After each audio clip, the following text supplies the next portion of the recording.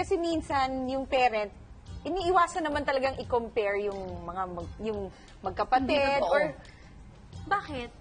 Compare ka ba, Mars? Sobra kaya sa amin? ikaw Oo naman. naging selosa. Kasi naman ako napakagaling at napakaganda ko kumpara naman sa kanya ngayon.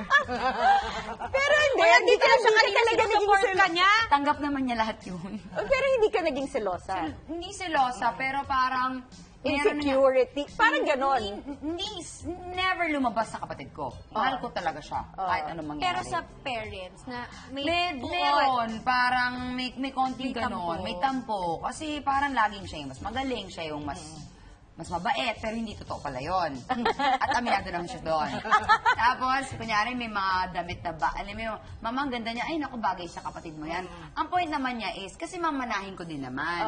Pero sa akin, siguro din may pinanggagalingan na ako. Parang, Bakit luma sa akin? Bakit, ganon. Siguro yung about jealousy, it's not because you're always being compared. Yeah. Kasi Yes. pag always being compared ka, insecurity ang kalabasan nun. Yeah. Hindi jealousy. Nakakatakot Siguro kung jealousy, it's because nga, favored lang yung isa. Kumbaga, yun na nga, mas maraming binibigay na ganito. or pag nag-away, kasalanan palagi nung hindi paborito. Yes. Ako yun. Kasalanan ko lahat. My God, lumaki ako thinking na masama akong tao.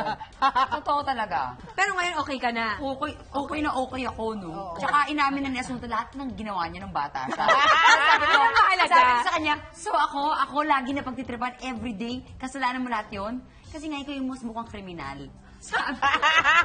Kaya ngayon, ang bawi mo ngayon, mas marami akong awards. Yun na nga. Yun sa kanya, hindi pa tayo sure kung binili niya yun. Kaya na, I love my sister. Mag-best friend kami. Ah, Pero ito na nga ang pangalawa. Dinalaw lang siya kanina Oo dito. naman.